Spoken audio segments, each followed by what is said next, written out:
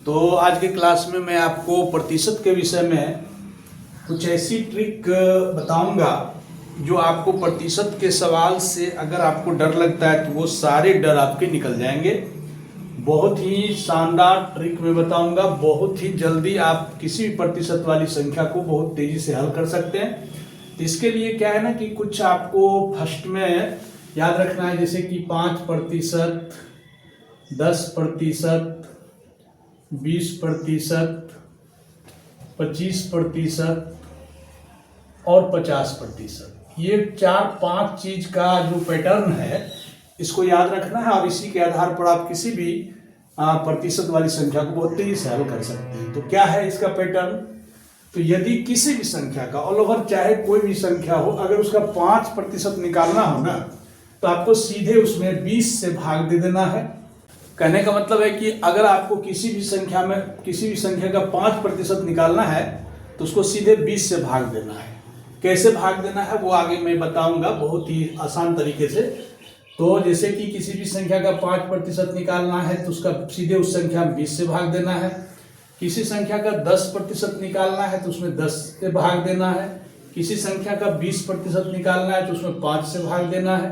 यदि किसी संख्या का 25% निकालना है तो उसमें 4 से भाग देना है। और यदि किसी संख्या का 50% निकालना है तो उसमें 2 से भाग देना है।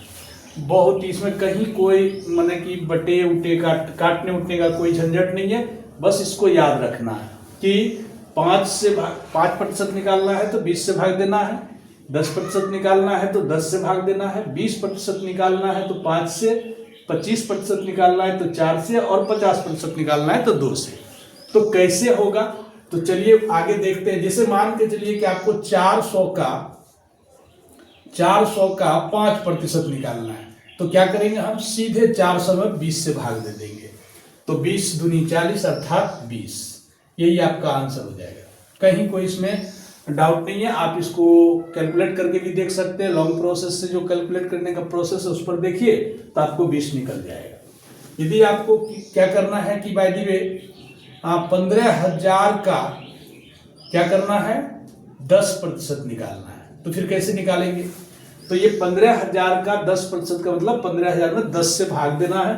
तो 10 से भाग देंगे तो एक शून्य कट जाएगा तो आपका बचेगा क्या, 1500। बस यही आपका आंसर हो जाएगा। बहुत ही यूनिक ट्रिक है, बस इसको खाली प्रैक्टिस करने की जरूरत है। अब जैसे सपोज कीजिए, मान के चलिए कि 825 का क्या निकालना है, 20%, है ना। तो सीधे 825 में आपको 5 से भाग दे देना है। तो 825 में 5 से भाग देंगे तो कितना आ जाएगा, 165। ये 165 ये आपका आंसर हो जाएगा। आप भाग देंगे सीधे 825 में 5 से भाग देना है। तो भाग देंगे, देखिए तो 5 से देंगे तो एक बार में लगेगा, 3 बचेगा, 3 पर 2 32, 5 6 के 30, 25 25, ठीक है। तो इस तरह से आप कोई भी संख्या हो ना, अगर मान के चलिए कि क्या निकालना है, 800 का 25%, तो क्या करना है, 800 में 4 से भाग दे देना है। तो 800 में 4 से भाग देंगे तो 4 दूनी 8, 200 हो जाएगा। ये आपका आंसर हो जाएगा। उसी प्रकार से सपोज कीजिए कि 2000 का 50% निकालना है। 2000 का 50%, तो क्या करना है, 2000 में हमको 2 से भाग दे देना है। तो आंसर कितना हो जाएगा, 1000। तो इस तरह से आप किसी भी प्रतिशत वाली संख्या को बस बहुत ही इजी प्रोसेस में, कोई ज्यादा गुना भाग करने की जरूरत नहीं होती है, बहुत इजी प्रोसेस में इसके आधार पर हल कर सकते हैं। अब सवाल ये उठता है कि चलिए ठीक है, ये तो हमने कर लिया। बाय द वे यदि कोई माने कि जैसे कि 12%, उसके बाद 15%, उसके बाद 18%, ऐसा वाला आएगा तो उसके लिए हम क्या करेंगे? तो उसके लिए भी बहुत ही जबरदस्त ट्रिक है। बस आगे वीडियो में बने रहिए, मैं इसको मिटाता हूं, फिर आगे आपको बताता हूं कि इसके आगे क्या करना है। तो जैसे कि क्या ना, अब निकालना है 12%, 15%, 18%। तो इसके लिए क्या करना होगा, इसके लिए भी सेम प्रोसेस है।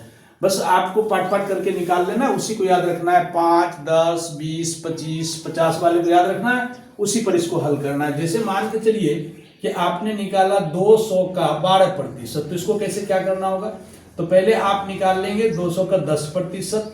तो 200 में क्या करना है, 10 से भाग दे देना है। तो कितना हो जाएगा, 20। अब फिर निकाल लेना है 200 का 12%। तो क्या हो जाएगा, सॉरी 200 का 2%, तो कितना हो गया 4।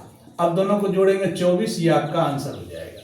उसी प्रकार से क्या करना है, 500 का 15%, तो क्या करना होगा, तो पहले आप निकाल लीजिए 500 का 10%, तो वो हो जाता है कितना 10, ये 500 में 10 से भाग दे देंगे तो कितना हो गया 50। अब फिर 500 का 5%, तो वो क्या हो जाएगा, तो 25, अर्थात कहने का मतलब क्या ना कि इसमें 20 से भाग देना है, तो 20 से भाग देंगे तो यहाँ 25 हो जाएगा, तो टोटल कितना हो जाएगा 75%। तो एक तरीका तो ये 75% नहीं होगा, 75 हो जाएगा। तो इस तरह से आप 500 का 15% निकालेंगे तो ये हो जाएगा। तो एक प्रोसेस तो ये है, इस प्रोसेस को याद रखिए। ये अगर ये आपको सपोर्ट करता है, अच्छा लगता है तो इसको याद रखिए। दूसरा मैं बता रहा हूँ इससे भी आसान तरीका, वो क्या है उसको आप देखिए। दूसरा तरीका ये है कि अगर बाय द वे आपको निकालना है 700 का 40%, तो क्या करना है मालूम है, 700 का 40% निकालने के लिए आपको सीधे 700 और 40 में गुना कर देना है। तो कहेंगे कि ये तो बहुत बड़ा गुना है, इसको कैसे गुना कर सकते हैं हम, बहुत आसान है, 7 चौके 28 कर दीजिए। तो 28 करने के बाद इस पर 3 शून्य बैठा दीजिए, 28,000 हो गया। अब आपको एनी हो जब भी प्रतिशत निकालना हो तो समझ लीजिएगा आपको 2 शून्य काटना है, 2 शून्य हटा देना है। फाइनली कितना हो जाएगा 280, ये आपका आंसर हो जाएगा। उसी प्रकार से मान के चलिए कि 1200 का 15% निकालना है, तो क्या करेंगे 12 और 15 को गुना करेंगे तो 180 होता है। अब 180 पर 2 शून्य बैठाएंगे और इन 2 शून्यों को काटना है, तो 180 ये आपका फाइनली आंसर होता है।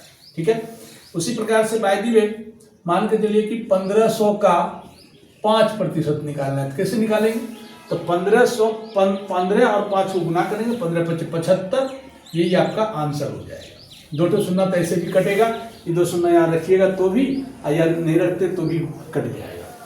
उसी प्रकार से मान के चलिए कि हमको निकालना है 840 का 20%, तो क्या करना होगा, 840 का 20%, तो क्या है ना कि आपको 84 और 2 को गुना कर देना है, कितना हो जाएगा 168, यही आपका आंसर हो जाएगा।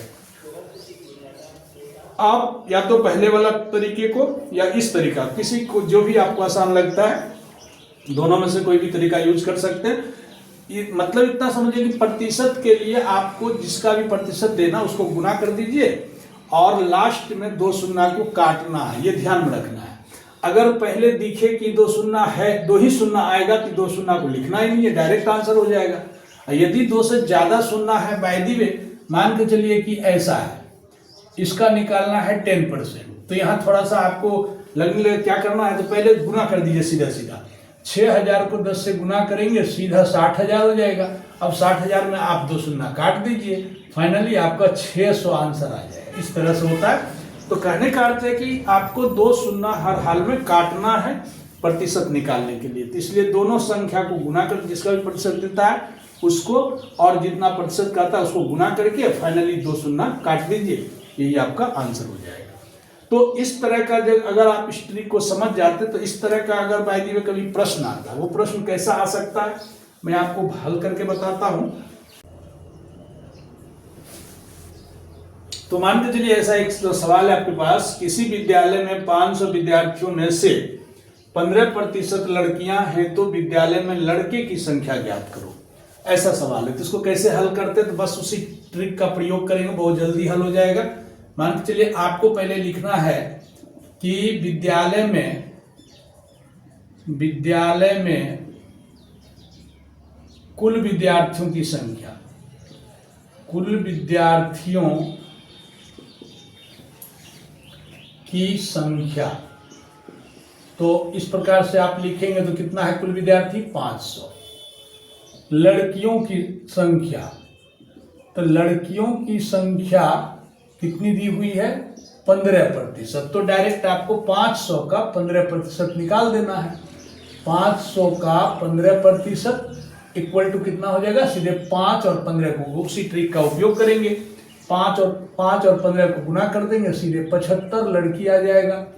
तो 75 तो लड़की हो गया, तो लिखेंगे इसीलिए लड़के की संख्या, लड़के की संख्या बराबर सीधा सीधा 500 और -75, तो अर्थात आपका 425 लड़का हो जाता है। ये आपका आंसर हो जाएगा। तो कुल मिलाकर के आप उस ट्रिक का उपयोग इस तरह के प्रश्न में कर सकते हैं। तो ये आपने क्या किया, पूरा प्रोसेस से बनाया।